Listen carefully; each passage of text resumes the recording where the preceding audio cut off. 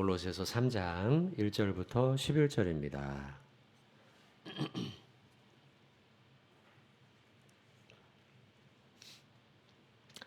3장 1절부터 11절까지 한 절씩 교독하고 마지막에 같이 합독하겠습니다. 그러므로 너희가 그리스도와 함께 다시 살리심을 받았으면 위의 것을 찾으라. 거기는 그리스도께서 하나님 우편에 앉아 계시느니라. 이는 너희가 죽었고 너희 생명이 그리스도와 함께 하나님 안에 감추어졌음이라.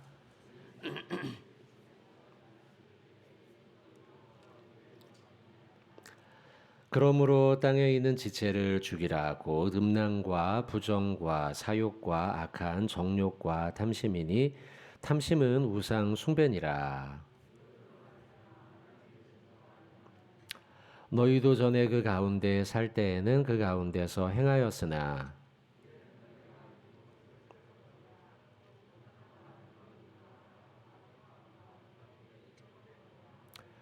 너희가 서로 거짓말을 하지 말라. 옛사람과 그 행위를 벗어버리고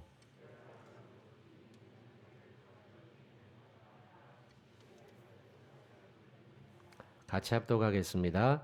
거기에는 헬라인이나 유대인이나 할레파나 무할레파나 야만인이나 수구디아인이나 종이나 자유인이 차별이 있을 수 없나니 오직 그리스도는 만유시요 만유 안에 계시니라.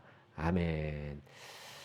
자, 인사하시기 전에요. 자, 짝을 좀 찾으셔야겠습니다. 오늘은 반드시 지난주에 짝을 못 찾으신 분들, 자, 짝을 찾으시고 자리도 한번 이동하셔도 됩니다. 지금. 네, 아유, 감사합니다.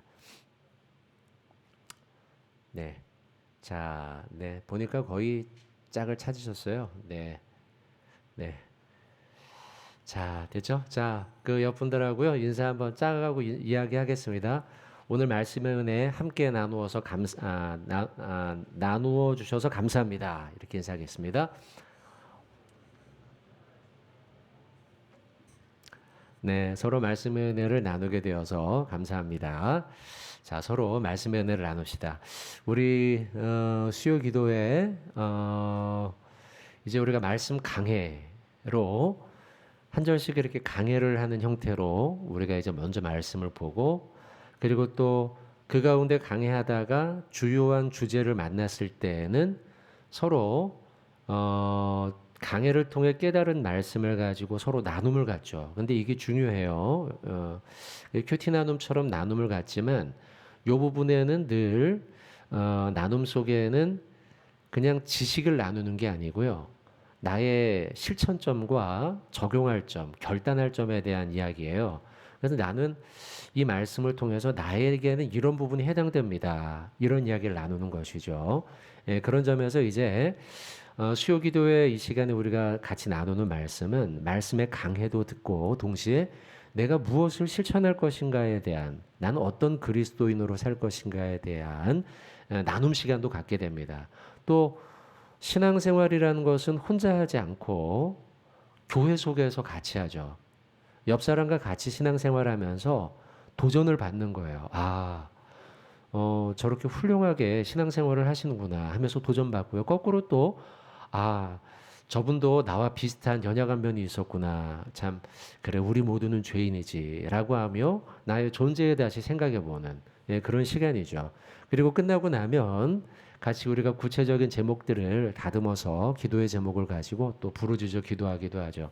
그래서 이 수요 기도의 시간은 이제 뭐 시무 예배 때 말씀을 드리긴 하겠지만 3월 달부터 이제 이름도 좀 새롭게 붙여서 진행할 계획이에요. 수요 기도의 앞에다가 한 글자를 영어로 하나 더 붙였는데 뭐냐면 인카운터라는 말을 넣었어요. 이제 인카운터는 직면하다 이런 뜻이에요. 그래서 말씀에 직면하고 기도에 부르짖어 기도함으로 기도에 직면하고 삶의 실천에 직면하자. 그런 시간으로 3월 달부터는 이제 공식적으로 이름을 그렇게 한번 붙여가지고 더 본격적으로 한번 좀 우리가 기도해야겠다. 그래서 이 수요 기도의 시간이 오늘도 보니까 안 오시던 분들도 좀 오신 것 같아요.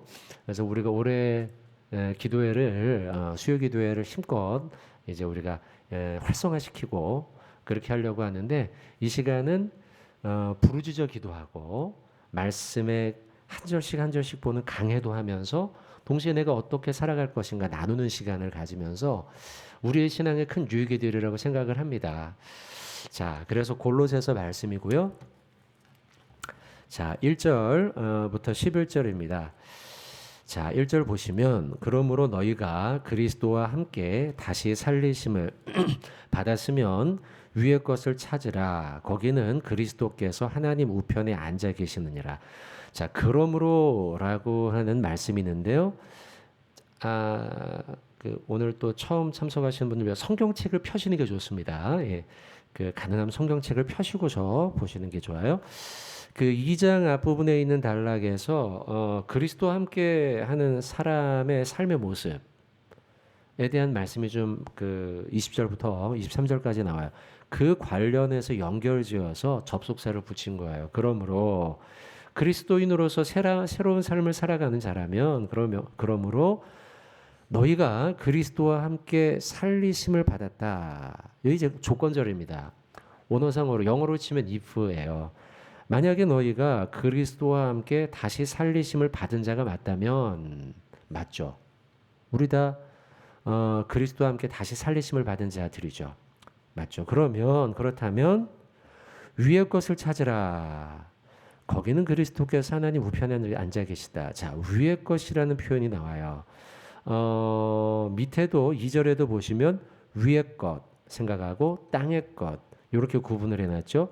자, 골로새서 오늘 본문에서는 위의 것과 땅의 것을 구분해 놨어요. 위의 것은 하늘로 생각할 수 있고요. 또 하나님의 뜻이라고도 우리가 해석할 수도 있고요. 또 하나님의 나라, 가치관 이렇게 생각할 수도 있어요. 그래서 우리가 그리스도와 함께 살리심을 받은 자 맞죠? 그 조건이 맞아요. 우린 다 그렇죠. 지금 성도 여기 계신 분들 다 우리가 그런 사람이라면 우리는 어떻게 살아야 되느냐? 위의 것을 찾아야 된다. 하늘을 찾아야 돼. 하늘의 것을 찾아야 되고 아까 동의어들 말씀드렸죠. 하늘의 것, 하나님의 뜻, 하나님의 나라, 가치관이라고 했죠. 이걸 추구해야 된다는 거예요.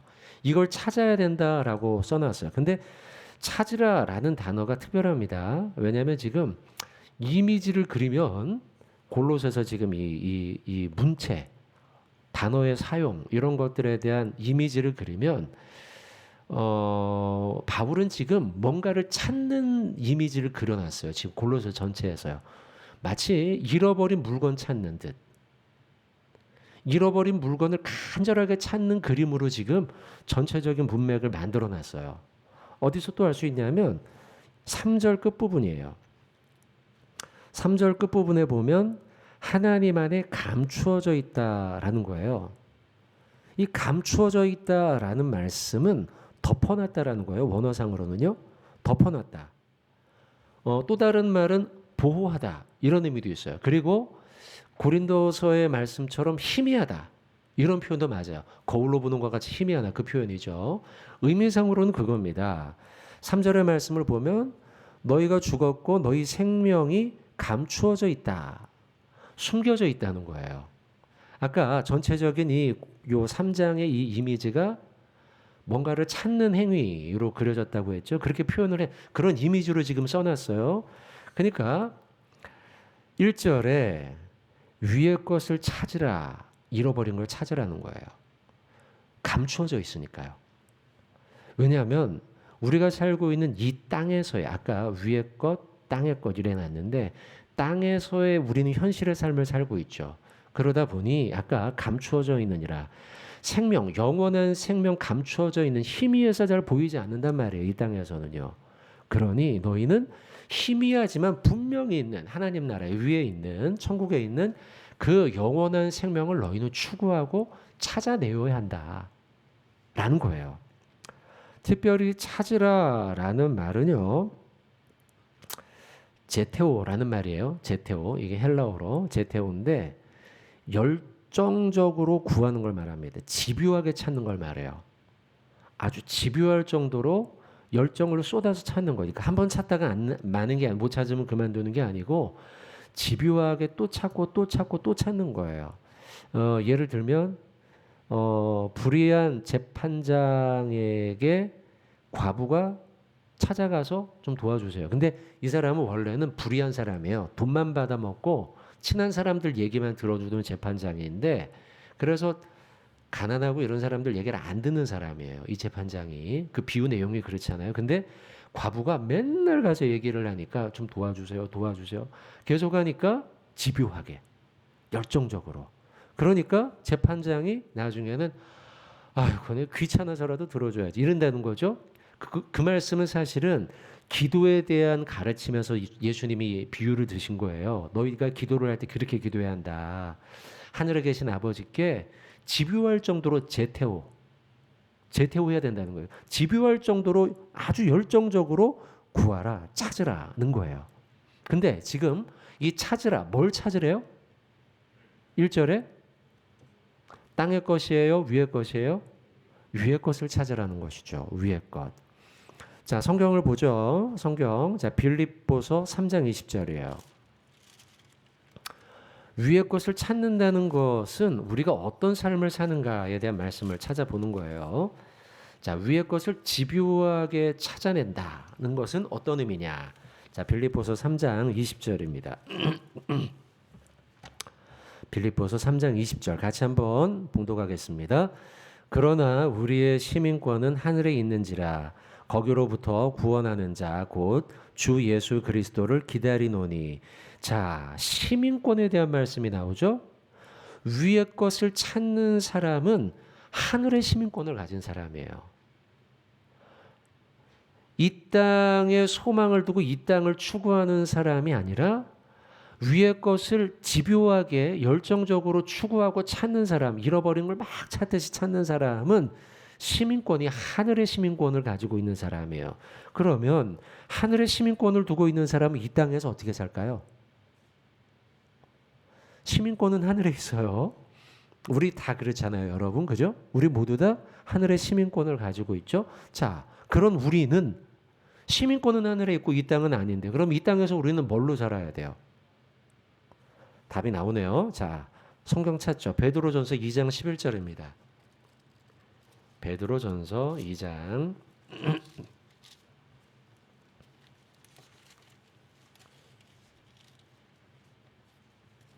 베드로전서 2장 11절. 베드로전서 2장 11절. 찾으셨죠? 자, 같이 한번 우리 베드로전서 2장 11절입니다. 자, 같이 한번 우리 봉독하겠습니다. 사랑하는 자들아 거류민과 나그네 같은 너희를 권하노니 영혼을 거슬러 싸우는 육체의 정욕을 제어하라. 아멘. 자, 사랑하는 자들아 너희가 어떤 사람이래요? 거류민과 나그네라는 거예요.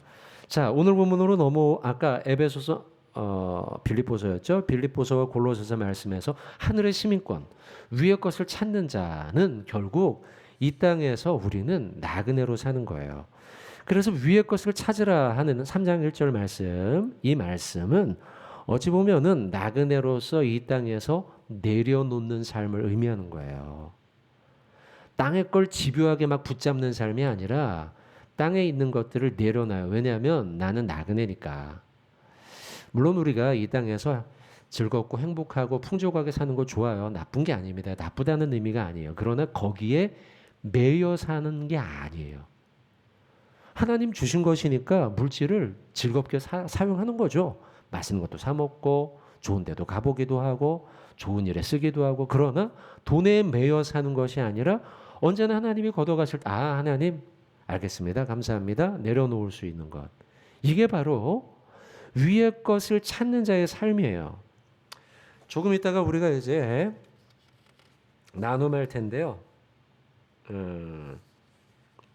요 4절까지만 더 하고 난 다음에 나눔을 할 텐데 자 거기에서 또 나눌 거예요. 그러면 위의 것을 추구하고 위의 것을 찾는 것은 어떤 삶이냐 당신은 그렇게 살고 있냐 나눌 거예요. 좀 이따요. 지금부터 한번 생각을 해보세요. 나는 과연 이렇게 나그네로서 살고 있는가 나는 내려놓고 있는가 하나님의 뜻을 추구하며 또 열정적으로 그 집요할 정도로 하나님의 나라의 그 하늘의 것을 막 붙잡으려고 하는가? 뭐 이런 나눔을 가질 거예요. 자, 2절 보시면 위의 것을 생각하고 땅의 것을 생각하지 말라. 이 부분은 뭐 1절에서 충분히 했어요. 자, 3절. 이는 너희가 죽었고 너희 생명이 그리스도와 함께 하나님 안에 감추어졌습니다. 아까 잠깐 봤죠? 자, 너희가 죽었다는 말은 죄된 습성을 가진 옛사람을 말하는 거예요. 주님 안에서 자녀가 된 우리에 대한 자아가 아니고 내 안에 있는 죄된 옛사람의 자아가 죽었다는 거예요. 이는 너희의 죄된 습성이 죽었고 십자가로 죽은 거죠. 너희 생명, 자, 죽었고 생명이 있어요. 죽었는데 그러면 생명이 어디 있어? 그런데 그 생명은 하나님 나라 그리스도 안에 감추어져 있다라고 말하고 있는 거죠. 자, 없어졌다, 나타났다, 보이지 않았다, 찾았다. 지금 이런 이미지가 계속 그려져 있죠. 4절. 우리 생명이신 그리스도께서 나타나실 그때에 너희도 그와 함께 영광 중에 나타나리라. 감추어져 있기 때문에, 보이지 않기 때문에, 그렇기 때문에 없어진 줄로, 또 심지어는 죽었다 3절에 표현해 놨으니까 그렇지만 생명 되신 예수 그리스도께서 나타나실 마지막 때에 우리의 생명도 다시 그 영광 중에 함께 나타나게 될 것입니다 라는 거예요. 자, 여기까지만 일단 보고요. 우리 나눔을 좀 한번 갖도록 하겠습니다. 나눔은, 자, 나눈 프린트물에도 있을 텐데요. 자, 보세요. 나눔 1번입니다. 성도는 이 땅에 속한 생명이 아니라 하늘에 속한 생명, 부활의 생명을 가진 사람입니다. 따라서 비록 땅에 발을 디디고 살지만 하늘을 추구하며 살아야 합니다. 땅의 것을 추구하며 사는 사람과 위의 것을 추구하며 사는 사람의 삶은 어떻게 다를까요? 자, 구분해서 정의하라는 질문이지만 실천적인 질문으로 좀 바꿨습니다. 그래서 질문을 이렇게 바꿨어요. 형제님, 자매님은, 자, 옆 사람에게죠. 집사님, 권사님, 장로님은 위의 것, 곧 하늘, 하나님의 나라, 하나님의 뜻, 이런 것이었죠. 아까 제가 동료로 이런 것을 추구하고 살고 있습니까? 그런 하늘 시민입니까? 추구하고 있냐는 거죠. 하나님의 나라에 관련된 그 성경적인 가치와 그 삶, 실천적인 일들, 이런 걸 우리 집사님께서는 최근에 실천하며 살았습니까? 이런 질문을 한번 던져보시고요. 그러면 옆에 분이 잘 못 그러는 것 같아요. 이렇게 대답할 가능성이 상당히 높습니다. 왜냐하면 우리는 늘 겸손을 배워왔기 때문에. 아닙니다. 이렇게 얘기할 수 있는데, 아니요, 그러지 못하고 있습니다. 그러면 더 집요하게 물어보세요. 어떤 부분에서 그런 삶을 실패하세요? 물어보세요. 예를 들면 학교에서 실패하세요? 교회에서 실패하세요? 직장에서 실패하세요? 자녀 교육에서 실패하세요? 돈 쓰는 일에서 실패하세요? 시간 쓰는 일에서 실패하세요? 구체적으로 얘기해 보라는 거예요. 하늘의 것을 추구하며 살아가는 삶에 내가 실패하는 분야가 어떤 분야가 있냐는 거죠. 돈 쓰는 문제 우리 많이 걸릴 수 있어요. 자녀 교육도 많이 걸릴 수 있어요. 직장, 회사를 운영하거나 직장에서 선후배 사이, 인간관계 속에서 실패할 수 있어요. 어떤 부분에서 나는 아주 현세적인 삶에 찌들어 살고 있느냐는 거죠. 거꾸로 이야기하는 분들도 있어요. 저는 요즘에요, 현세적인 삶을 초월해서 하나님 나라의 삶을 추구하면서 살고 있어요. 그러면 어떤 계기로 그렇게 되셨어요? 한번 좀 간증해 주세요. 자, 이런 질문입니다. 이해되시죠? 자, 그러면 옆에 우리와 짝을 나누셨는데 두 분씩 시간을 좀 드리겠습니다. 짝 나눔하도록 하겠습니다.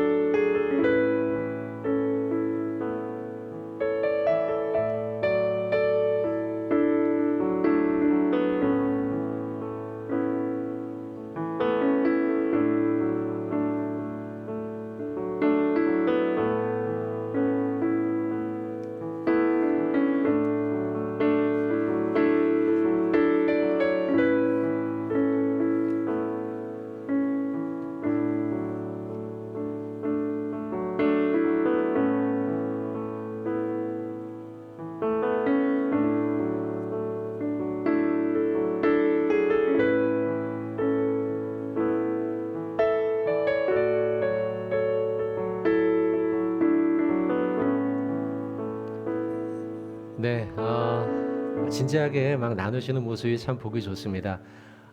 이야기 나누는 속에 나의 연약함도 이야기했을 것이고 또 간증도 이야기하셨을 텐데요. 몇 분에게 제가 기도해 드리겠습니다. 이렇게 한번 얘기해 주시면 좋을 것 같네요. 제가 우리 형제님 자매님 위해서 기도해 드리겠습니다. 네, 좋습니다. 바쁘게 살수록 우리가 하늘의 것을 생각하기가 어려워요. 제가 예전에 부목사로 우리 정윤교에 있을 적에 김영기 목사님이 교육자 회의를 하면 간혹 그런 말씀을 하셨어요. 원로 목사님께서 아유 그 목회자들은 시간의 여유를 가지고 하늘도 좀 보면서 살아야 된다. 묵상도 좀 해야 되고 그런 시간을 가져야 된다. 그런 말씀을 자주 하셨거든요. 그런 것 같아요. 우리 목회자만이 아니고 성도 여러분들도 특히 이제 한 해를 시작하는 시점이지 않습니까? 바쁜 일상들을 때로는 잠깐씩 좀 내려놓고 하늘을 바라보면서 눈을 감고 기도도 하고 천지를 만드신 하나님도 생각하고 또 오늘 말씀 1절처럼 위의 것을 찾아야죠. 제테오 집요할 정도로 찾아야 돼요. 현세에 찌들어서 우리가 살 게 아니고 하나님의 나라를 추구하며 하나님이 나에게 무엇을 원하시는가? 직장에서 회사에서 하나님은 나에게 무엇을 원하시는가? 가정에서 엄마로서 아빠로서 나에게 무엇을 원하시는가? 내가 지금 내려놓지 못한 뒤에 좀 볼 텐데요. 5절부터는 그 내려놓지 못하는 것들 내가 무엇인가? 이것들을 내려놓고 하나님의 나라의 것을 추구하면서 살아야 된다 이거죠. 자, 5절부터 11절 볼 텐데요. 5절부터 11절은 실천적인 내용들이 있습니다. 자, 일단 5절에 보면은 5가지의 단어가 나와요. 자, 그러므로 땅에 있는 지체를 죽이라. 곧 음란, 두 번째 부정, 사욕, 악한 정욕, 탐심입니다. 이렇게 5가지예요. 근데 이 5가지는 그 성품적인 죄악입니다. 성품, 내면적, 성품적 죄악이에요. 반면에 이제 8절에도 5가지가 나와요. 옛날 성경에는 이게 4가지로 분류되어 있는데 왜냐하면 분함과 노여움을 한 단어로 묶어놨었거든요. 옛날 개역 한글에서는요. 개역 개정에서는 분함 요거 구분하고요. 첫 번째 8절에 두 번째는 노여움 그리고 세 번째는 악의 비방 5번째는 부끄러운 말 이제 부끄러운 말 가운데 거짓말까지 이제 포함시켜서 말이니까요. 그렇게 이제 5가지로 구분할 수 있는데 이것은 행위적인 죄악이에요. 그러니까 성품적, 내면적 죄악이며 마음속에 있는 그 다음에 여기 이제 8절에 나오는 거는 실제로 행하는 행위적, 실천적 죄악이라는 거죠. 자, 이런 것들이 5절로 오셔서 땅에 있는 지체들이에요. 땅에서 벌어지면서 살면서 벌어지는 죄악들이에요. 이걸 우리는 죽이라 이렇게 되어 있어요. 5절에 보면은 죽이라는 표현이 나오고요. 8절에 보면은 벗어버리라 이렇게 되어 있죠.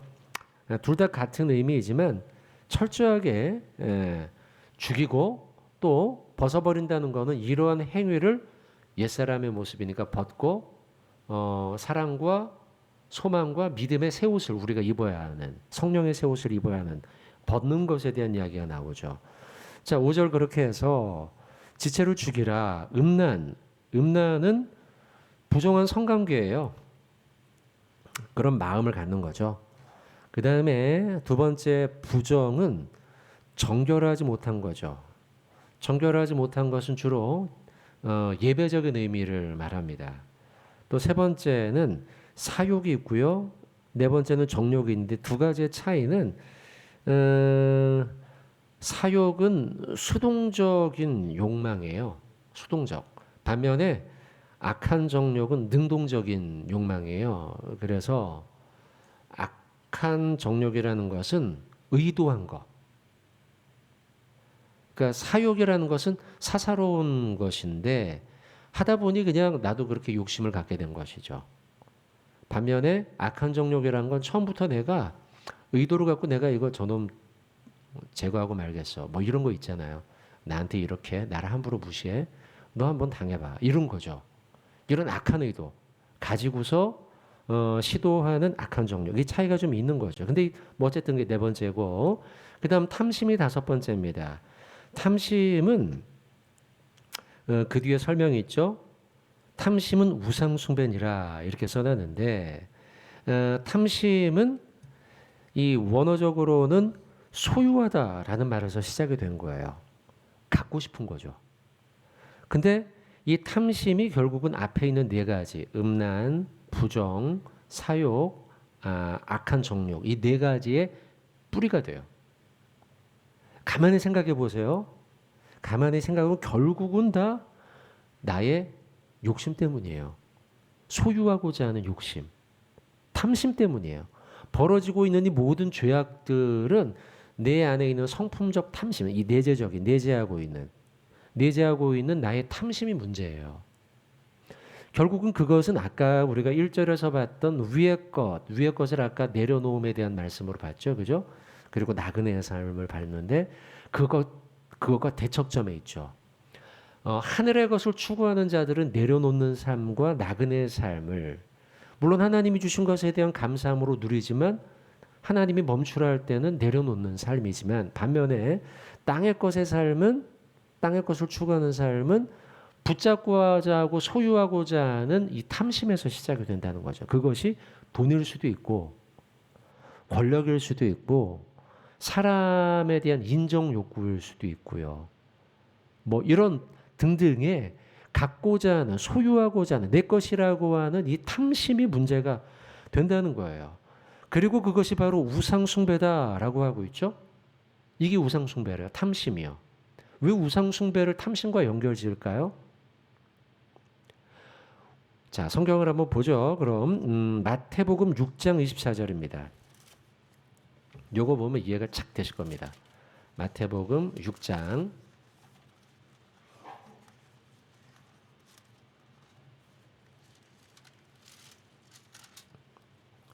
자, 마태복음 6장 24절 찾으셨죠? 같이 한번 우리 봉독하겠습니다.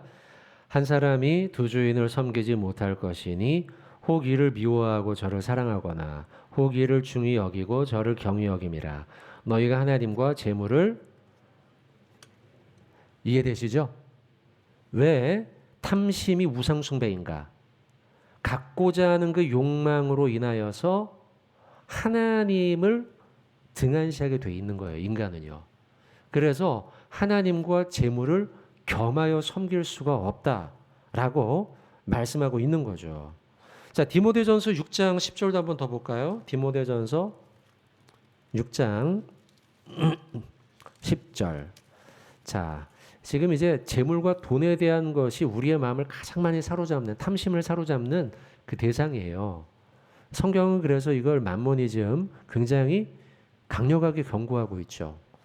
자, 6장 디모데전서 6장 10절입니다. 같이 우리 10절 말씀 봉독하겠습니다. 시작. 돈을 사랑함이 일만하게 뿌리가 되나니 이것을 탐내는 자들은 미혹을 받아 믿음에서 떠나 많은 근심으로써 자기를 찔러느니라. 아멘. 보세요. 10절. 돈을 사랑하는 게 악의 뿌리래요. 아까 탐심 같죠, 그죠? 그 5가지를 열거하고 맨 마지막에 탐심, 그리고 그 탐심이 우상숭배라고 말했는데 보세요. 이 돈을 사랑함으로 인해서 탐내는 자, 탐심을 갖는 자들은 첫째, 미혹을 받아요. 그 유혹받는 거예요. 그리고 둘째, 믿음에서 떠나요. 그죠? 떠나요. 우상숭배의 결과예요. 많은 근심으로써 자기를 찔러 괴롭게 만들어요. 돈을 사랑하는 것, 그것이 결국은 미혹을 받게 하고 믿음에서 떠나게 하고 근심으로 살아가도록 만든다는 거예요. 가룟 유다가 그렇죠. 향유를 붓는 그 여인을 보고서 그때 미혹받았어요. 저 돈이면 저 향유 저 비싼 저거면 뭐도 하고 사실은 돈에 대한 탐심 때문이었는데 그 좋은 얘기했거든요. 뭐 구제를 하고 뭐 이랬지만 다 그 핑계죠. 또 그리고 그렇게 미혹받았고요. 가룟 유다가. 그러고 난 다음에 결국 믿음에서 떠났죠. 예수님을 팔잖아요. 그죠? 그리고 난 다음에 어떻게 해요? 근심이 자기를 찔러 결국 자살하고 말죠.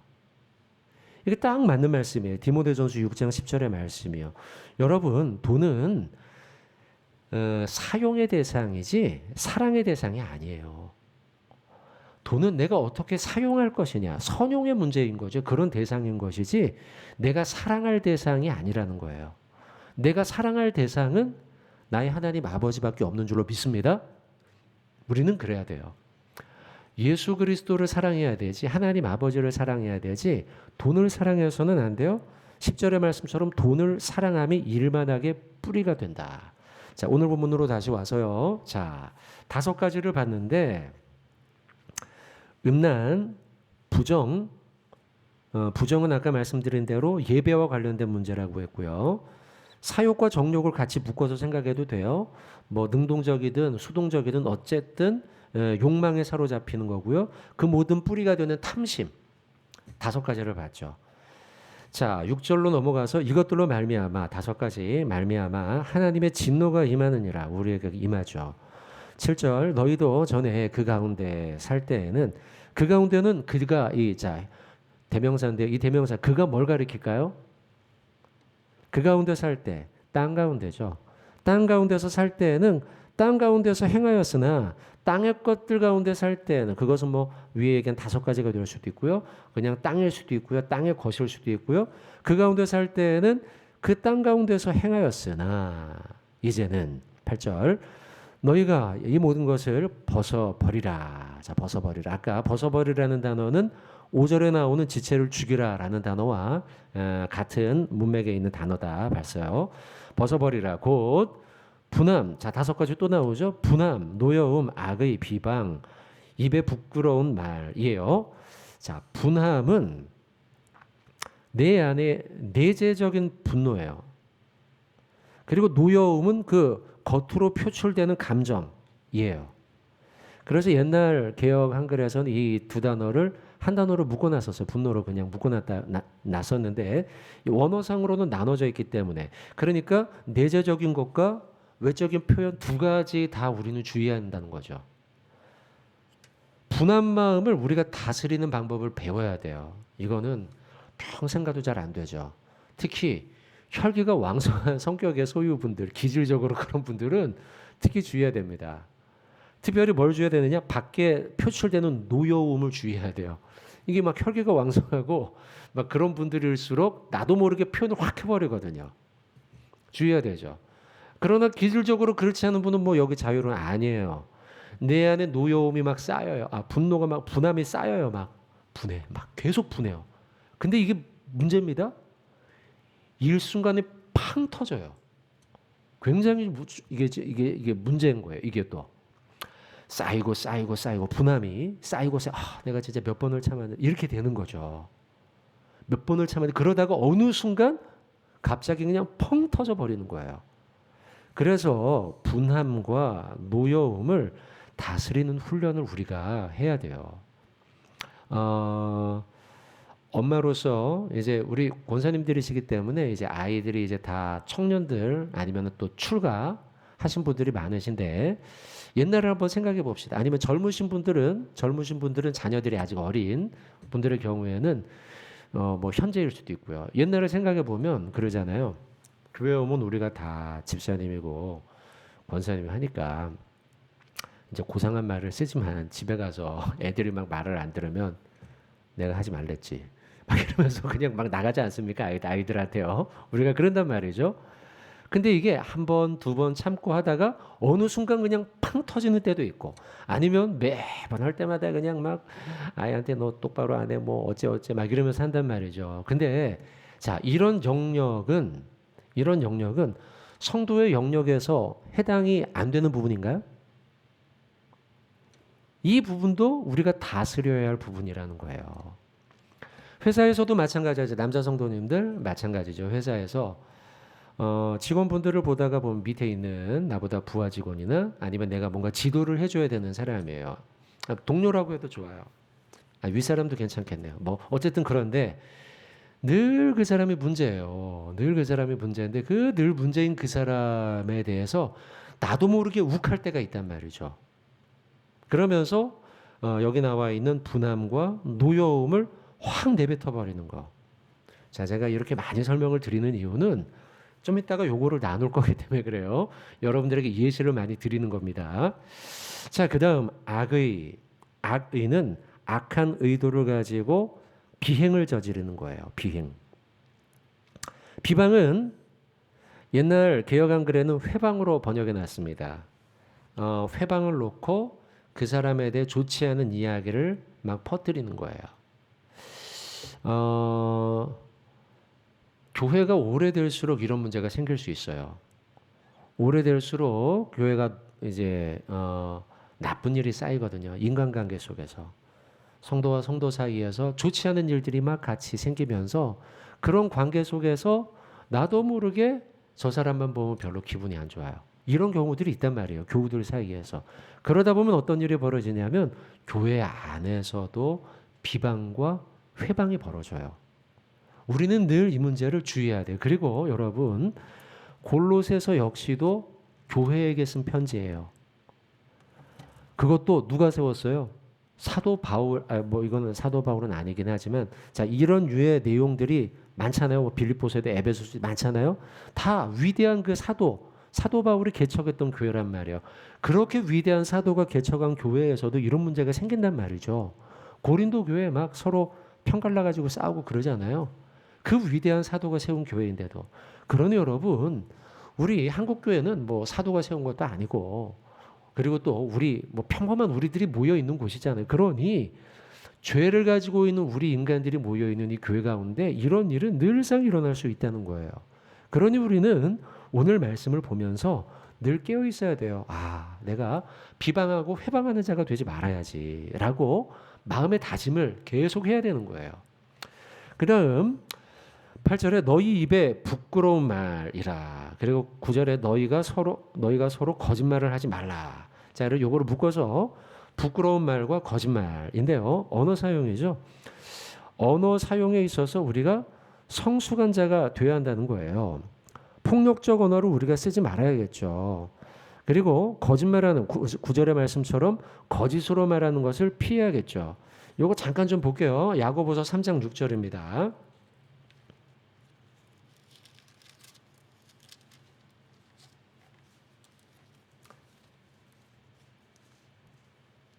야고보서 3장 6절 언어에 대한 말씀입니다. 자, 언어가 얼마나 우리를 치명적으로 병들게 만드는가. 자, 6절 말씀 같이 한번 읽겠습니다. 시작. 혀는 곧 불이요 불의의 세계라. 혀는 우리 지체 중에서 온몸을 더럽히고 삶의 수레바퀴를 불사르나니 그 사르는 것이 지옥불에서 나느니라. 혀가 곧 이렇게 우리를 병들게 만든다는 거예요. 자, 베드로전서입니다. 그 바로 뒤에 있죠. 베드로전서 2장 1절입니다. 베드로전서 2장 1절 시작. 그러므로 모든 악독과 모든 기망과 외식과 시기와 모든 비방하는 말을 버리라. 비방하는 말을 버리라는 거예요. 우리의 말이 그래야 한다는 거죠. 자, 여러분들 한번 생각해 보세요. 그런 말을 사용한 적은 없는지. 시기의 말, 비방하는 말, 회방하는 말, 그리고 거짓말, 폭력적인 말, 이런 말을 사용한 적은 없는지. 자, 10절 말씀 넘어갑니다. 자, 새 사람을 입었으니 이는 자기를 창조하신 이의 형상을 따라 지식에까지 새롭게 하심을 입은 자니라. 11절은 뭐 차별 없이 해라 그런 말씀이고요. 10절까지만 주의를 하면 새 사람을 입었다. 우리가 새 사람을 입었으니까 아까 8절에서 이야기한 5가지 버려야 하고 5절에서 이야기한 5가지 버려야 하고, 그러면 새 사람을 입었다는 것에 새 사람의 새자 있죠. 이 새자는 그 헬라어로는 네온이에요. 네온 뉴, 영어로는 뉴겠죠. 새. 근데 이 네온이라는 단어에 또 새롭다라는 의미 말고 또 어떤 의미가 있냐면 갓 태어나다 이런 의미가 있어요.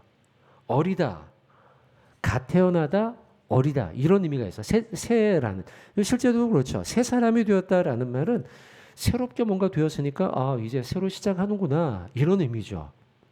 그렇게 본다면 새 사람을 입었다라는 말은 내가 영적인 갓난아기로 중생했다라는 의미예요. 중생이라는 게 거듭남이죠. 거듭남. 거듭났다라는 건 이제 새로운 아기가 되어 새 아이, 새 출발을 하는 것을 의미해요. 그렇기 때문에 바울은 지금 성도의 성숙을 위해서 목표를 지금 제시하고 있는 거예요. 너희는 다 갓난아기야. 나도 갓난아기였어 옛날에 예수 만났을 때 처음에. 그리고 시간이 흐를수록 우리는 갓난아기, 영적으로 갓 태어난 아기와 같은 신분에서 이제는 날마다 자라나 성장하고 성숙해야 돼. 우리에게 요구하고 있는 거예요 지금. 10절의 말씀이 그거예요. 새 사람을 입었다라는 말씀은 우리에게 성화를 촉구하고 있는 거예요 지금. 근데 여러분 이 새 사람에 대한 말씀에서 우리가 지금 본 1절부터 10절까지 11절까지의 대상이 누구냐, 이 본문의 대상, 이 내용을 전달받을 대상이 누구냐라고 할 때, 자 보세요.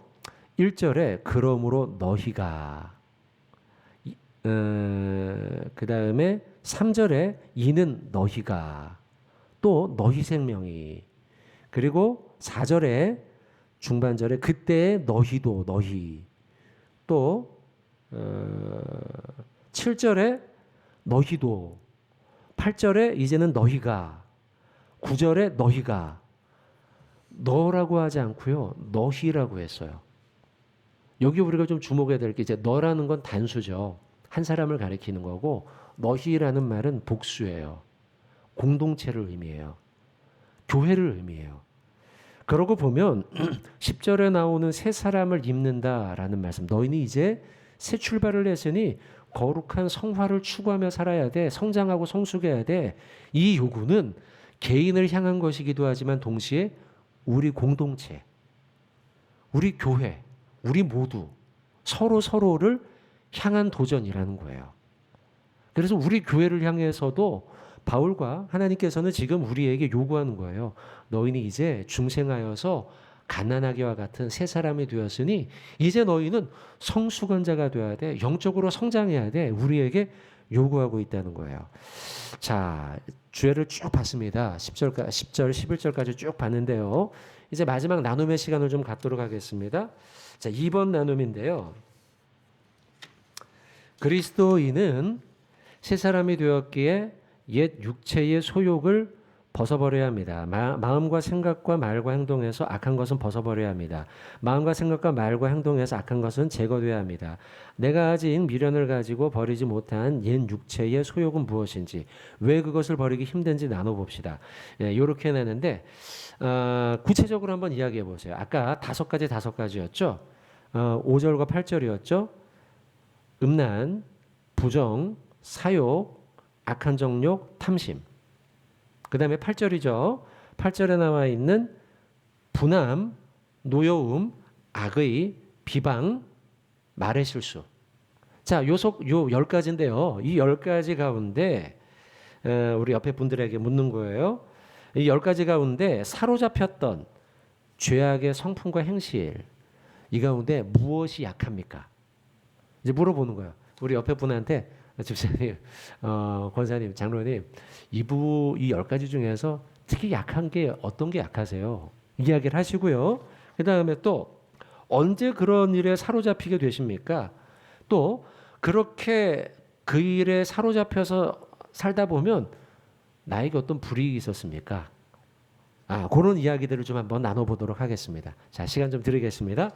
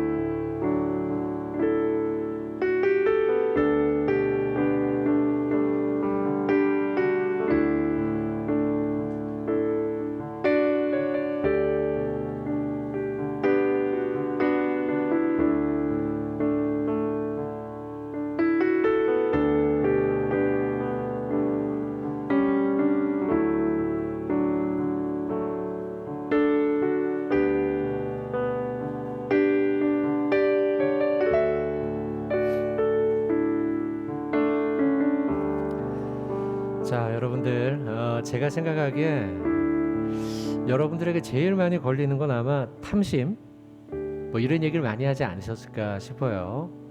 결국은 그게 문제죠. 내 안에 있는 그 욕심과 탐욕, 그 마음이 문제죠. 그 다음에 또 많이 이야기 나눴을 것 같은 것은 분함과 노여움도 아니었을까 싶기도 해요. 바쁘게 살다 보니까 이런 것들이 스트레스로 쌓이잖아요, 우리가요. 남편에게, 아내에게, 자녀에게, 직장에서. 우리가 나도 모르게 분함과 노여움을 표출할 때가 있죠. 또 우리가 실수하기 쉬운 죄는 너희 입에 부끄러운 말의 실수였죠. 사실은 그런 것들에 우리가 매여 살면 안 되죠. 이 모든 것들은 땅의 것이죠. 땅의 것이기 때문에, 그렇기 때문에 우리는 땅의 것을 보지 말고 위의 것을 보며 살아가야 되는데요. 우리는 무엇에 매여 살아가는가?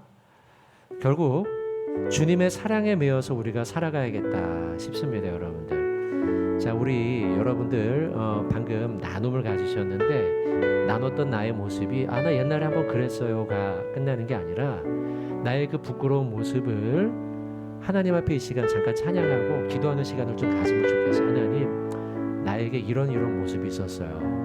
탐심과 노여움과 분노와 또 거짓말과 부끄러운 말과 이게 나의 모습이었어요. 하늘의 것을 추구하며 살아야 하는데 주의 사랑에 매여 살아야 하는데 세상에 매여 살고 땅의 것에 매여 살고 말았어요. 이런 우리의 부끄러운 고백을 주 앞에 고백하고 말씀 앞에서 결심도 하고 하나님, 하늘의 것을 추구하며 하늘에 매여 살기를 원합니다. 그렇게 살아가게 하여 주십시오. 이런 소망을 가지고 기도 한번 하겠습니다. 오직 주의 사랑에 매여